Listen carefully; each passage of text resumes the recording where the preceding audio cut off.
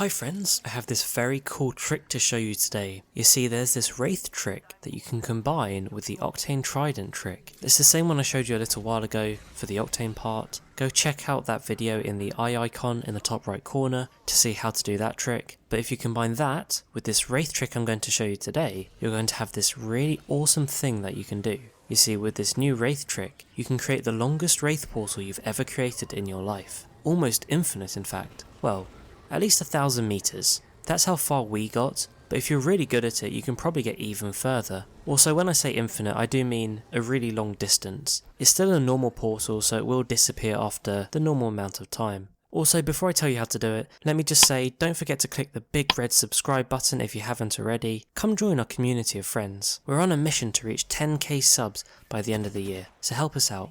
Anyway, on to today's video. How do you create the infinite Wraith portal? To start with, you need a Wraith, a Revenant and an Octane. You need to land in a place where there's a good supply bin and a Trident. Me personally, I prefer to go to Orbital, and that's where I went with the Soggy Squad when we were testing this trick out. And we tend to use the supply bins that are near the top of Orbital where the zipline is. You'll all need your ultimates, so as soon as you land, spend a bit of time looting up. If you can find any ultimate accelerants, grab hold of them, use them straight away, try and boost your ultimates as quick as you can. Also, make sure the Wraith grabs a Thermite or an Arc Star. 1 to 2 will be fine, you don't need too many. And once you've got your ultimates ready, one of you go grab the Trident and take it over by the bins. And now this is where you need to be quite precise. The first step is place the Octane jump pad just behind the bin on the ground. Like I said, go watch my previous tutorial to see specifically how to do it, but do that. Have your Revenant place the totem down anywhere near the supply bin. This one doesn't matter where it goes, just you want it fairly close to the supply bin if you can.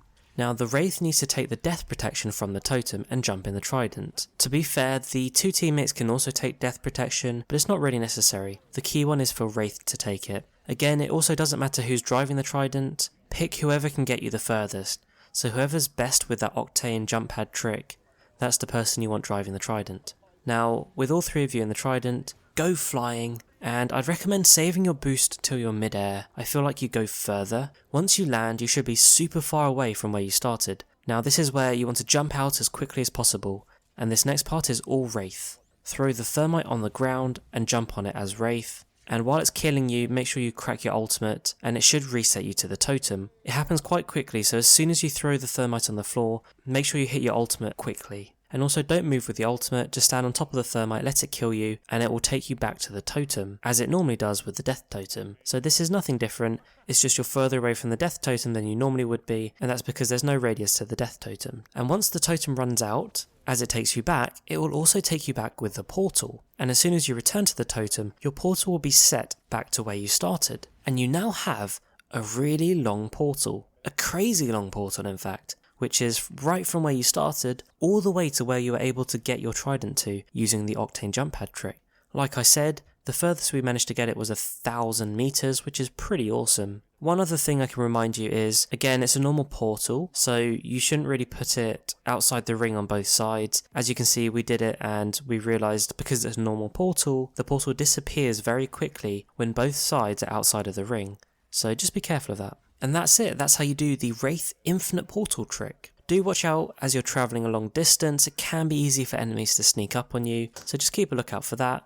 And like I said, go have fun with it, just try not to ruin anyone else's fun.